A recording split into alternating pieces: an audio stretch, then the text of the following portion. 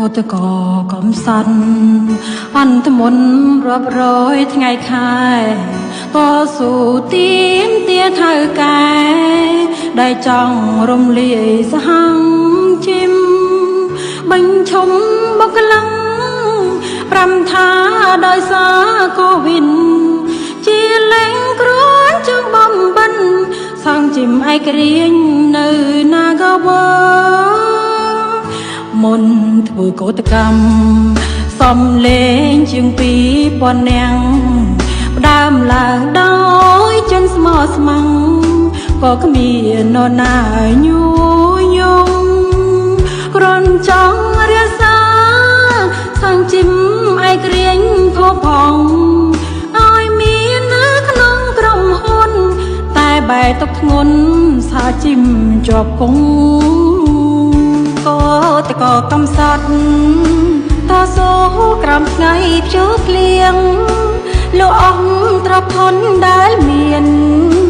បាយជាលៀបពណ៌គ្រប់យ៉ាងអញ្ញាធរខខើតនធឿងកោតកឡើងឡានដឹកចោលទៅប្រទីឋានឲ្យផុតពីភ្នែកទៅកាន់លែងឆ្ងាយចង់ឲ្យបរទេសគ្រប់សិទ្ធិការងារស្រុកខ្មែរតែបែររងទុកឥតឡើយកោតក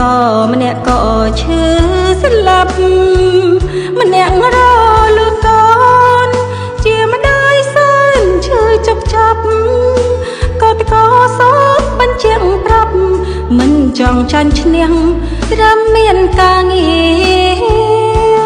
វិញ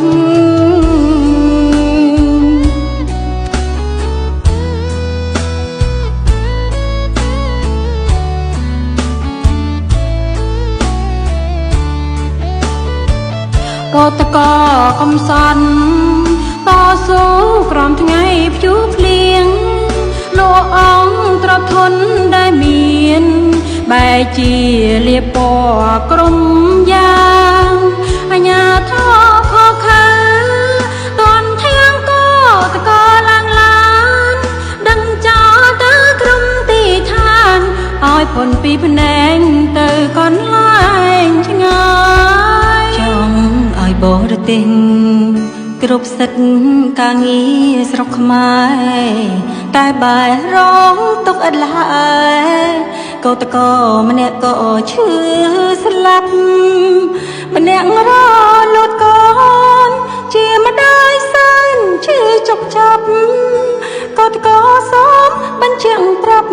មិនចង់ឈ្នះចាញ់ត្រឹមមានការងារវិញ